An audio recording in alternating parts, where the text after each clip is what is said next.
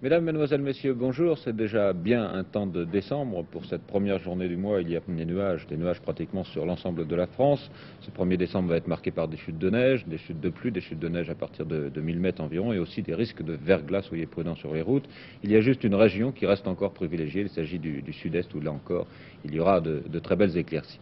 Pour le reste, l'actualité aujourd'hui reste très sociale, disons. Les députés examinent le projet de loi sur les retraites et dans le même temps, des manifestations sont prévues par les syndicats, toujours sur ce problème de la retraite à 60 ans. Et puis hier, l'Assemblée nationale a adopté toute une série de mesures en faveur notamment des mères de famille. Et je pense qu'avec Daniel Brem, qui se trouve à l'Assemblée nationale, il va falloir revenir sur cet ensemble social à l'Assemblée. D'abord pour les mères qui ne travaillent pas, Daniel.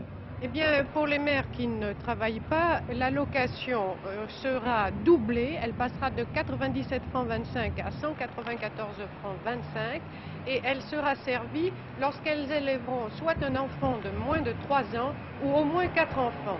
Cette mesure intéresse 1 100 000 familles qui ne paient pas d'impôt sur le revenu. En revanche, cette allocation est supprimée aux gens de conditions aisées qui ont un revenu de 4 000 francs par mois. Mais là encore, les enfants rentreront en ligne de compte.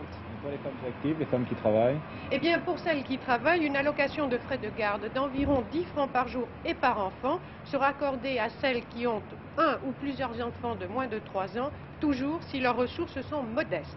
On a évoqué la retraite des mères de famille également. Oui, les années en effet passées par les mères de famille à élever leurs enfants ou les femmes qui ont recueilli des enfants, donc ce temps à élever soit un enfant de moins de 3 ans, soit 4 enfants et plus, sera considéré par la sécurité sociale désormais comme des années de travail.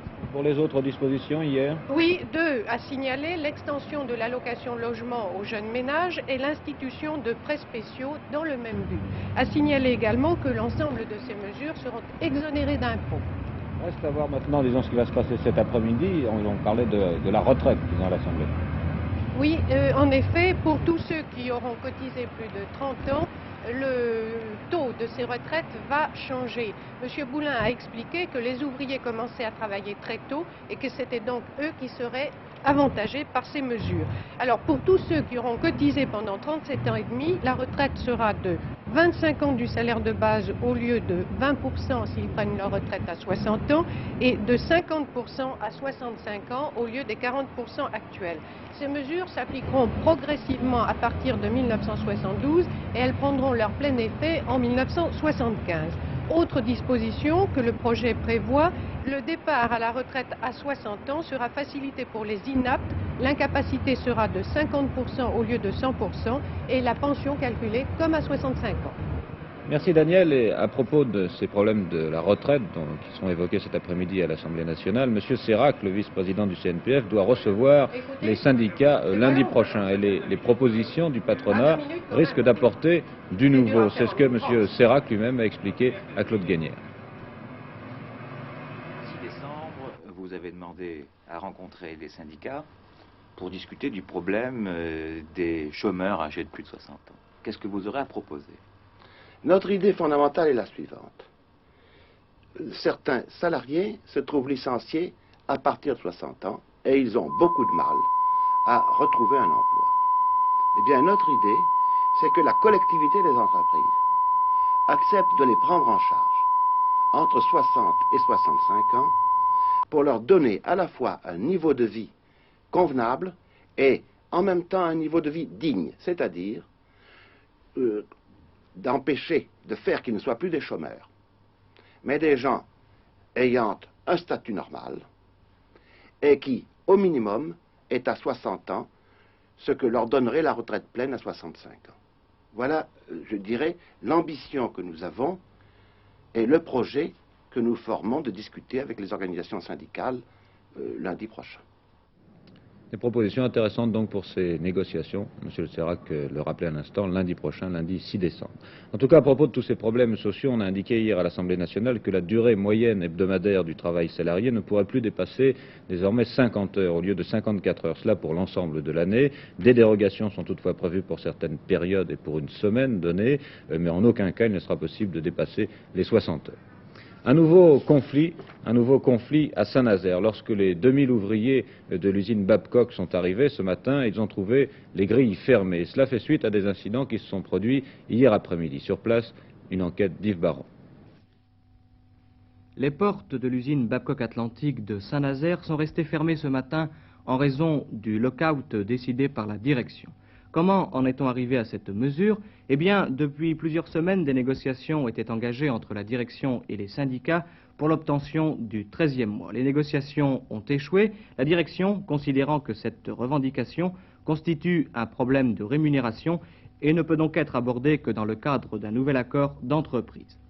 Les délégués syndicaux décidèrent alors de renforcer l'action revendicative qui s'est traduite hier par des débrayages tournants et en fin de journée par l'occupation des locaux. Et au début de la nuit, dans un communiqué, la direction faisait savoir que suite aux incidents au cours desquels des locaux techniques et administratifs avaient été saccagés, des dossiers détruits et des personnes malmenées, elle était conduite à décider la fermeture provisoire de l'établissement à partir de ce matin. Les syndicats protestent bien sûr contre cette version. L'occupation des locaux s'est en fait, selon eux, sans incident majeur. Les ouvriers ont défilé ce matin dans les rues de Saint-Nazaire et une délégation a été reçue à la sous-préfecture pour tenter de renouer la négociation. L'agitation chez les lycéens, notamment dans la région parisienne. Il y aura encore des manifestations sans doute cet après-midi dans les rues de la capitale. Dans le courant de la journée d'hier, il y a eu plusieurs grèves partielles, suivies de façon partielle justement et selon les lycées de la capitale. Sur la scène internationale, toujours la réunion de Rome. Ce matin, les 6 du marché commun plus la Grande-Bretagne se sont concertés, retrouvés. Et puis en fin de matinée, les représentants des 10 pays les plus riches du monde se sont retrouvés. Il s'agit toujours, vous le savez, de rechercher des problèmes à la crise monétaire internationale. Où en est-on maintenant? C'est ce que va nous dire notre envoyé spécial François-Henri de Virieu. Oui, eh bien écoutez, d'abord je voudrais dire que nous sommes ici presque dans le Saint des Saints, puisque les ministres se réunissent dans la salle que vous voyez derrière moi. Ils ont d'ailleurs terminé leur réunion et que jusqu'à présent, aucun journaliste français, en tout cas, n'a réussi à monter dans cette pièce. Les personnes que vous voyez autour de moi sont en fait les experts qui ont participé aux réunions d'hier et d'aujourd'hui, qui ont assez peu participé d'ailleurs, car ces réunions se sont tenues la plupart du temps en session restreinte. Et les experts se sont consolés en restant ici et en visitant les autres salles de ce palais Corsini, qui est un véritable musée en temps normal. Eh bien, que peut-on dire de la réunion? Mais pas grand-chose, parce que justement, elle s'est tenue en restreint et que le secret est maintenu sur les délibérations. J'ai rencontré tout à l'heure M. Giscard d'Estaing, qui ce matin avait été relativement optimiste et qui m'a confié tout à l'heure, il y a de ça 2 minutes en quittant la salle, je suis maintenant faiblement optimiste sur l'issue de la réunion actuelle.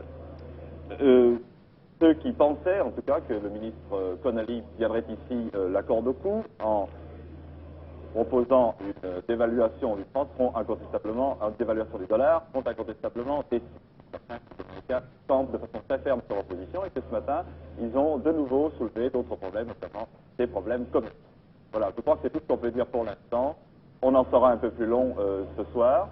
On ne peut pas dire actuellement si la réunion se terminera ce soir ou si, comme le bruit en cours plus bas, à l'étage en dessous où se trouvent les journalistes, elle se poursuivra demain matin. Merci François-Henri. Pour le reste de l'actualité internationale de Télégramme à noter, pour la première fois, les Chinois ont reconnu officiellement qu'il y a eu une tentative de complot à l'intérieur du Parti communiste de Pékin. Cela confirme évidemment l'effacement du maréchal Lin Piao. Et puis les amis et la famille de Michel Ray doivent maintenant être rassurés. La journaliste française a été libérée hier soir par les guérilleros de Montevideo. La jeune femme a déclaré qu'elle était en bonne santé et qu'elle avait pu en profiter pour parler longuement avec les révolutionnaires. Nous avons parlé souvent du groupement El Ferrap, et cela à propos de problèmes pétroliers bien sûr. Cette fois-ci, il s'agit d'une fusion de cette société et l'entreprise Total dans le domaine de la chimie. El Ferrap et Total, le nouveau groupe s'appelle ATO, c'est-à-dire Aquitaine Total. Bernard Olivier. Le nouveau groupe, qui a des ambitions européennes, représente aujourd'hui 650 millions de francs de chiffre d'affaires, 500 millions appartiennent à El Ferrap et 150 à Total. Il se fixe comme objectif d'atteindre 2,5 milliards de francs de chiffre d'affaires dans 5 ans. Le groupe fabriquera, outre des produits chimiques, tous les dérivés du pétrole dans le bâtiment, l'emballage et les plastiques. Cette concentration intervient en période difficile sur le marché des plastiques notamment, qui progresse moins vite qu'au cours des 10 dernières années et la conquête des marchés devient difficile. Mais les deux entreprises à capitaux d'État espèrent, par cette concentration, concurrencer rapidement les géants de la chimie et assurer des débouchés aux produits pétroliers des deux sociétés mères. La production des matières plastiques notamment a doublé tous les 5 ans au cours des 10 dernières années. D'ici 1980, cette production va encore tripler avec une expansion annuelle moyenne de l'ordre de 12%. Ce qui va placer ce nouveau groupe au 2e rang pour la chimie en France, du moins dans ce domaine. Les policiers d'Amiens viennent d'élucider un mystère qui n'a pas duré finalement très longtemps. Il s'agissait du meurtre d'un jeune homme de 28 ans. Le coupable vient de se présenter spontanément aux enquêteurs. Le meurtrier est un gardien de la paix. Gérard Molinet nous explique l'ensemble de cette affaire. Ici même, Yvan Chevalier s'est fait abattre par 4 coups de pistolet il y a un petit peu plus de 24 heures. Pierre Colombani, qui est à la police d'Amiens, qui est un gardien de la paix à la police d'Amiens, s'est présenté de son propre chef hier soir chez un officier de la sûreté ici à Amiens vers minuit. Cet officier de la sûreté s'est ensuite rendu à la SRPJ, toujours à Amiens, où l'on a entendu de minuit et demi jusqu'à 6 heures du matin Pierrot Le Corse, alias donc Pierre Colombani. Selon les dires de Colombani, que s'est-il passé? Une discussion a éclaté au sujet de 1000 francs, 1000 nouveaux francs bien entendu, que lui devait Yvan Chevalier. Que s'est-il passé ensuite? Des claques ont été échangées. Yvan Chevalier a sorti son revolver. Il s'est ensuite, il l'a braqué bien entendu sur Colombani. Colombani, toujours selon ses dires, l'aurait désarmé. Le revolver sera allé par terre. Il s'en sera emparé. Il aura ensuite tiré sur Yvan Chevalier, la plus grande partie du chargeur, puisque Yvan Chevalier avait lui-même déjà tiré un coup par terre. Donc on peut dire que maintenant l'affaire est définitivement réglée, puisque Pierre Colombani s'est rendu pratiquement de lui-même à la police. L'enquête, bien entendu, suit son cours.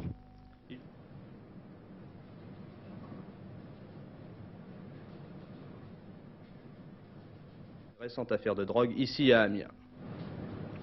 L'hôtel Plaza Athénée, c'est l'un des palaces les plus connus à Paris que vous voyez derrière moi, et nous avons déjà eu l'occasion de vous en parler. Vous connaissez, vous savez qu'il ne ressemble pas tout à fait aux autres, puisque nous avions parlé de l'ancien concierge de l'établissement qui était devenu directeur du Plaza Athénée. Cette fois-ci, il se passe encore quelque chose d'assez surprenant dans cet établissement, et cela concerne le problème de la retraite que nous évoquions au début de ce journal. Le concierge de l'hôtel vient en effet de prendre sa retraite, et pendant quelques jours, il a vécu, eh bien, ma foi, la vie des clients qu'il soignait lui-même depuis des années. François Cornet.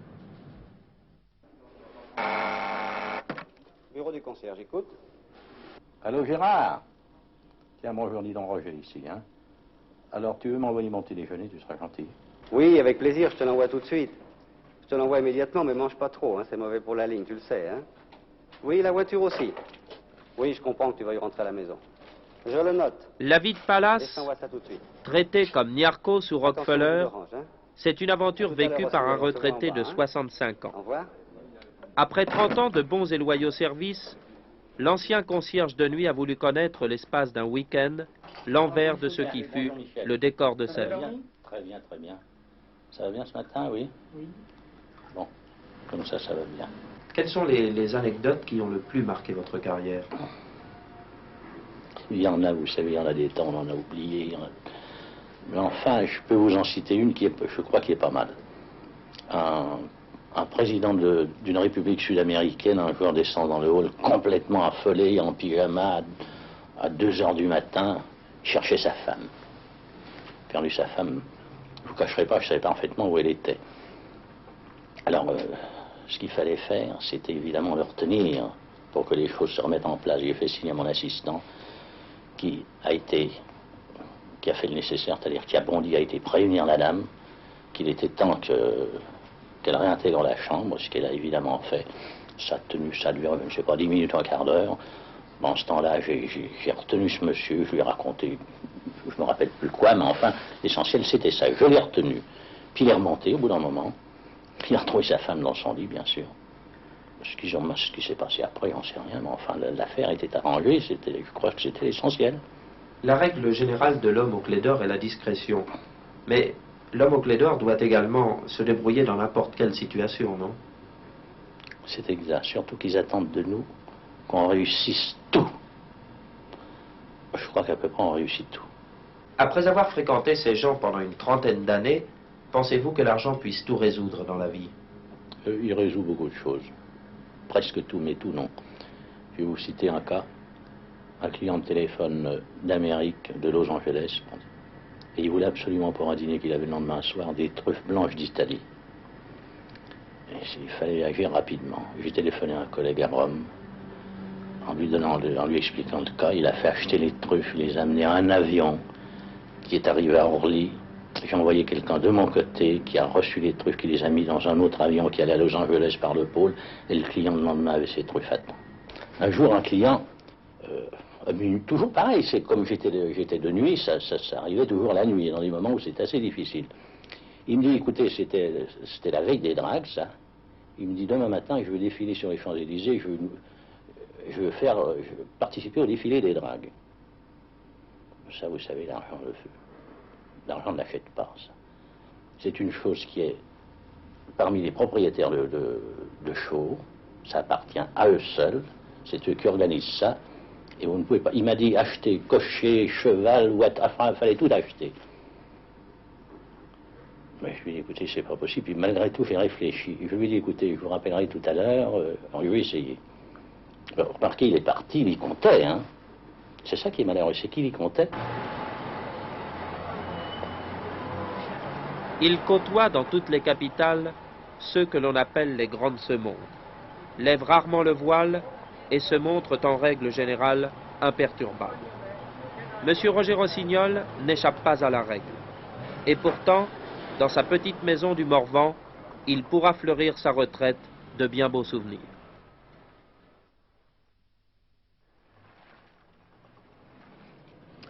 Actualité sportive avec du volleyball. Tout d'abord, hier soir, l'équipe de France a rencontré les champions japonais. C'était une rencontre bien difficile et le score a été quelque peu sévère. Pierre Cangiani. On a refusé du monde hier soir à Coubertin pour la rencontre de volleyball qui opposait l'équipe de France aux champions du Japon, le club du Nippon Kukan, que vous voyez ici vêtu de noir. Les 5000 spectateurs présents ne se faisaient aucune illusion sur les chances de nos représentants. Ils étaient venus voir leurs adversaires, une équipe réputée comme l'une des meilleures du monde. Pendant 1h28, les Français, qui menèrent même 5-1 pendant le troisième set, opposeront une résistance valable au smash et au contre des Nippons très athlétiques. Les résultats des deux premiers sets, 15-9 et 15-10 pour les Japonais, ne seront pas démentis par le troisième set, que vous voyez actuellement, 15-10 pour les équipiers du meneur de jeu Koizumi. Il semble que ce soir, face à l'équipe de Paris, les Nippons pourraient encore forcer leur talent, donc une rencontre intéressante en perspective.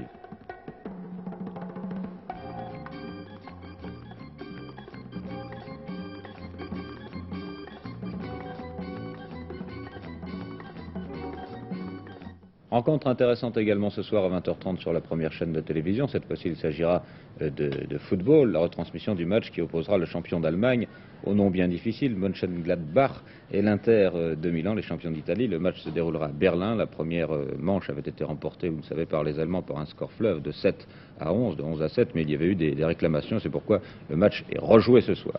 N'oubliez pas la vignette, dernier délai ce soir minuit, à partir de demain 3% de plus pour le premier mois de retard, et qui plus est, vous ne trouverez plus ces vignettes dans les bureaux de tabac. Pendant ce temps-là, on continue de voler des vignettes à travers la France. Un triste record vient d'être battu à ce sujet.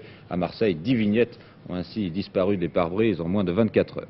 Voilà l'ensemble de l'actualité. Je vous signale encore que la sonde Mars 2, qui tourne depuis samedi autour de la planète, la planète rouge, a largué une capsule qui contenait une plaque à l'effigie de la faucille et du marteau. Puis une autre information qui n'a vraiment rien à voir. Le prix du Quai des Orfèvres a été attribué ce matin à André Friedrich pour son roman policier Un mur de 500 briques. Hebdomidi, vie moderne maintenant, en compagnie d'Annick Beauchamp.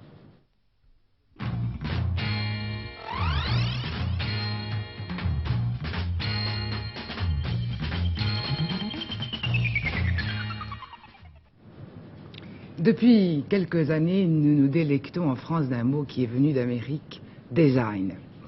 Alors on le prononce à la française, désigne, ou bien à l'anglaise, si on est un peu snob, design. Et on emploie ce mot pour pour qualifier tout ce qui est beau, moderne, nouveau, fait avec des matériaux d'aujourd'hui. En fait, le design, c'est ça, mais c'est aussi bien autre chose. Le Centre de création industrielle a organisé, et ceci jusqu'au 13 décembre, une exposition très intéressante au cours de laquelle on rend compte de toutes les différentes expressions du design. Je vous conseille vivement d'aller voir cette exposition et je me permets de vous présenter en prologue quelques définitions et explications concernant le design.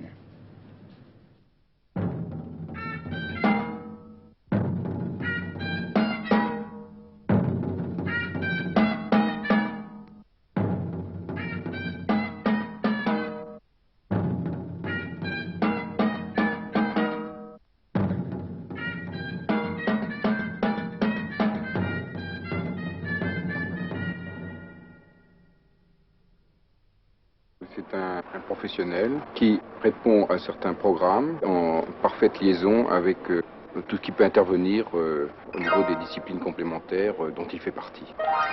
C'est un homme qui peut s'intégrer à des équipes au sein d'une usine. Il doit apporter la notion d'usage, enfin de relation de produit et d'usager. C'est un homme quand même d'action. Il doit concevoir, il doit prendre des décisions, il doit opter. C'est lui qui doit constituer le programme. Sa responsabilité est engagée à partir du moment où il a effectivement la maîtrise de ce programme. Alors on est designer ou partiellement ou totalement. Il n'existe pas un design, mais des designs. Design domestique, graphique, architectural, industriel, urbain. Chacun de ces genres étant défendu avec talent par les designers, grands prêtres rigoristes de la nouvelle religion du design, assujettis au dieu industrie. Dans l'esprit du public, le design ne reste-t-il pas, cependant, caractérisé par le mobilier et aussi par les objets? Le problème du design n'est pas uniquement lié à des problèmes d'objets, il y a des problèmes du quotidien, donc en fin de compte de tous les problèmes d'environnement, en partant d'architecture, d'urbanisme, mobilier urbain, en fait tout ce que l'on rencontre tous les jours à tout moment. C'est, je crois, l'ensemble des problèmes du design.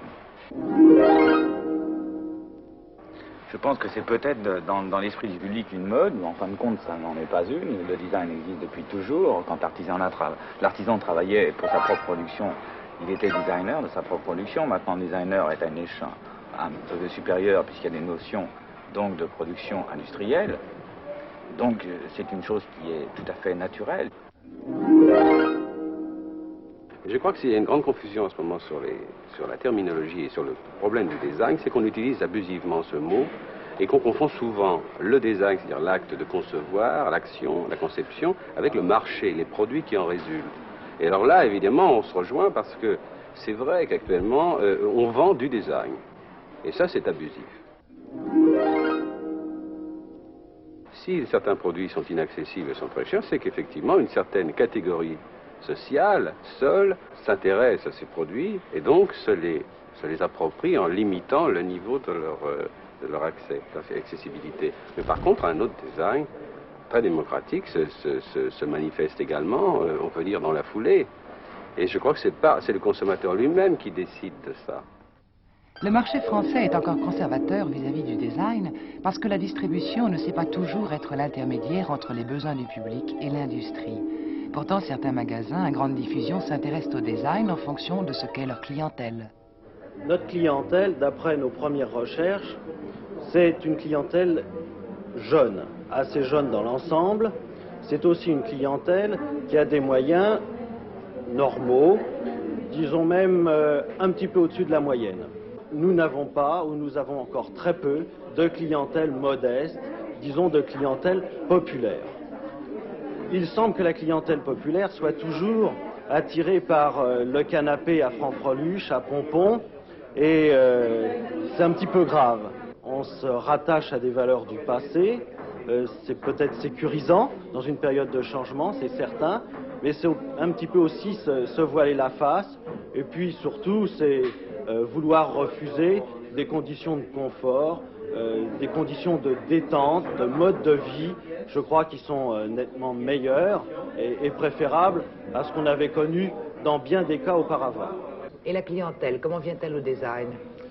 La clientèle vient au design de façon assez curieuse. Généralement, elle commence par le luminaire. On achète une petite lampe qui vous plaît, Et puis on pense après meubles de cuisine, et puis on pense aussi à la chambre des enfants parce que c'est pratique, parce que c'est lavable. Et puis on se dit mais après tous ces meubles, on est bien dedans, ils sont jolis, et puis ils sont gais. Alors on commence à acheter une chauffeuse, oh pas trop folle d'aspect, non, quelque chose d'assez sage, avec aussi des coloris assez sombres. Il faut pas, vous savez, c'est lent, on y vient très lentement au design, hein. Et pour le français moyen, il faut un minimum de 2 ans à 3 ans, et je parle encore du français assez informé. Alors pour les autres, n'en parlons pas, il faudra une dizaine d'années. Je crois que c'est l'affaire d'une génération. Alors le problème du client, c'est à mon avis le point essentiel de la qualité du design. Et je ne dis pas client, je dis l'usager. Alors, dans le problème, les problèmes d'objets techniques, par exemple, vous évoquez l'après-vente, ça ne relève pas du designer seulement, ça relève de l'ingénierie, de tout ce qui est technique et fiabilité, c'est-à-dire bonne conception technique d'un produit. Par contre, dans le rapport de l'usager avec l'objet, il n'y a pas seulement la durée de l'objet, son bon fonctionnement, il y a la conception même de cet objet. Est-ce qu'il est facile à utiliser? Est-ce qu'on voit clairement à quoi il sert? On s'est aperçu par exemple aux États-Unis à une certaine époque où il y avait une surabondance de tableaux de bord sur les machines, que les ménagères développaient une certaine maladie psychologique vis-à-vis de ces machines, un complexe d'infériorité. Bon, bah, ça a été décelé, ils sont revenus en arrière, les machines sont plus simples à étudier. Effectivement, c'était très impressionnant d'acheter une machine qui ressemblait, il y avait un tableau de bord qui ressemblait à une machine scientifique. Mais alors ça, c'est notre rôle, ça, de simplifier ces rapports, de les rendre clairs. Moi, je m'en tiendrai à ça. Le designer ne connaît pas son client. Le client, pour lui, est tout de même un français un petit peu abstrait, et là réside une part du problème. Le designer est souvent très loin de ces petits problèmes de la vie quotidienne, de la ménagère qui a à entretenir, à faire un lit, à pousser une table, à plier une chaise. C'est dommage. Ce en quoi le design pourrait peut-être justifier sa fonction sociale, c'est qu'il améliore les rapports entre les individus et les objets, en les rendant plus clairs et plus simples, c'est-à-dire en éliminant les fonctions superflues décoratives, en cherchant l'utilité, l'utilitaire. Bon, à ce niveau-là, moi je pense qu'on définit assez bien sa fonction, elle ne dépasse pas ce niveau-là. Vous avez par exemple créé une télévision merveilleuse, magnifique. Elle était beaucoup plus chère que toutes les autres télévisions, pourquoi ? Oui, là c'est un cas. Elle a été vendue plus cher sans raison évidente. Autre que offre-demande. C'est pas à moi de m'en expliquer, ça sera au producteur. Ah, c'est un cercle vicieux.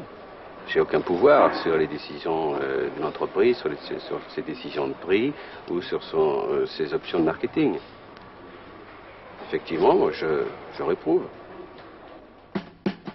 C'est dans le domaine industriel que le design prend son véritable sens. Le mot est alors débarrassé de son contenu mode. Les machines tours des années passées sont maintenant repensées, tant du point de vue de la lisibilité, de la maniabilité, de la sécurité, que de celui de l'esthétique. Les designers qui ont travaillé sur les produits que vous allez voir ont tous la même volonté, mêler le beau à l'utile et au rationnel. Monsieur Ortoli, ministre du Développement industriel et scientifique et responsable du Conseil supérieur de la création esthétique industrielle, a lui aussi ce même désir, notamment dans tout ce qui touche aux problèmes collectifs et par exemple les transports en commun. C'est un sujet qui intéresse l'un des spécialistes du design industriel, Roger Talon. Ma première expérience date du métro de Mexico, un métro radicalement contemporain.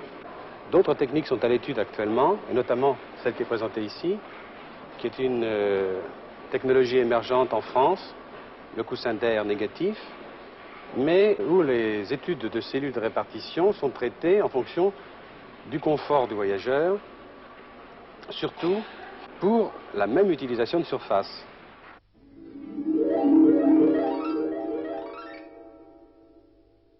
Alors ce qu'on leur apporte, on leur apporte des objets autant que possible bien dessinés, bien étudiés, voilà. Mais des objets nouveaux par leur forme ou nouveaux par leur fonction? Bien, on ne peut pas dire toujours nouveaux par leur fonction. Et les fonctions sont satisfaites de différentes manières. Ce qui a apporté des changements dans nos moyens de production, c'est l'apparition des matériaux nouveaux. Et ça amène à des formes nouvelles. Voilà la raison. On parle du design toujours vu de l'extérieur, mais il faut le voir aussi de l'intérieur. Alors à ce niveau-là, on apporte effectivement des formes nouvelles. Mais ce ne sont pas des formes gratuites, c'est des formes qui sont liées à l'utilisation de nouveaux matériaux. Alors ça, disons, c'est très sèchement technique. Mais par contre, l'usage que les gens en font, ce qu'on leur apporte, à ce niveau-là, moi, je ne peux pas le concevoir. Je ne peux pas l'expliquer. On n'est pas des maîtres à vivre, on n'a rien à voir avec le problème philosophique. Malgré tout ce que l'on peut attendre du design, notamment en ce qui concerne l'environnement, les petites filles d'aujourd'hui qui ne comprennent pas encore la nécessité de mêler le beau à l'utile se heurtent encore à la grille posée par les responsables de la rentabilité.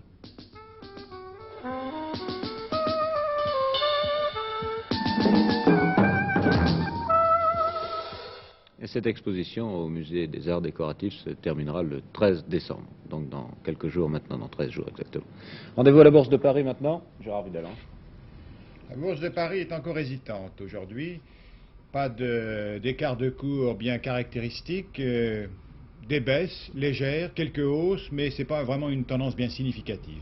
Une baisse par contre, c'est celle de l'or. Alors le lingot a baissé, nous le verrons tout de suite tout à l'heure, 45 francs. Et voyons quelques cours de grandes valeurs françaises. Et je commence, j'innove un peu aujourd'hui en vous présentant le cours de Fraissinet, valeur cotée à Marseille, qui est une des deux valeurs régionales qui peuvent être achetées à crédit sur le marché. Vous voyez que ce titre vaut 59 francs aujourd'hui.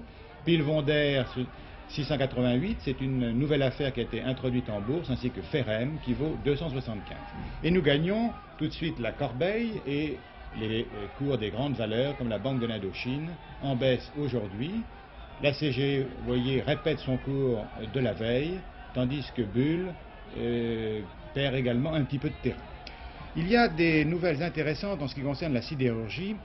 C'est un événement important pour une société d'annoncer un mois avant la fin de son exercice ses résultats et également de donner la possibilité de préciser le montant de son dividende. C'est ce qu'a fait Usinor et également sa filiale Denain Nord-Est. Eh bien, Usinor va distribuer un dividende de 6 francs, il sera maintenu sur un capital augmenté, ce qui représente un rendement de l'action de 10%. En ce qui concerne Denain Nord-Est, le coupon alors est fortement augmenté, il passe de 7 francs à 9 francs, si bien qu'au cours de 130 francs, le titre rapporte aujourd'hui un peu plus de 10,3%, ou plus exactement lorsque ce dividende de 9 francs sera distribué. Le président d'Usinor a indiqué qu'il ne participerait pas au financement du complexe sidérurgique de Fos, mais il a souligné que la conjoncture dans la sidérurgie s'améliorait légèrement. Il a précisé que le creux de la vague s'éloignait, ce sont ses propres termes, donc un petit vent d'optimisme dans ce secteur. En ce qui concerne Dunkerque, eh bien, tous les investissements du groupe seront concentrés sur cette grande usine qui aura une capacité de production de 8 millions de tonnes. La société aura investi 4 milliards à Dunkerque pour porter cette production d'acier à ce chiffre de 8 millions de tonnes. Valeurs étrangères, il y a tout de même des hausses, ce qui confirme la tendance depuis le début de la semaine, à savoir une reprise aussi bien à New York qu'à Amsterdam et qu'à Londres. La rente Pinet, 166,80, inchangée. La commission des opérations de bourse a déclaré qu'il n'y avait pas eu de spéculation anormale sur le Pinet. À vous, Jean-Michel Desjeunes. Merci Gérard, pas de nouvelles informations depuis le début de cette édition de Télémini. Bonne journée à tous.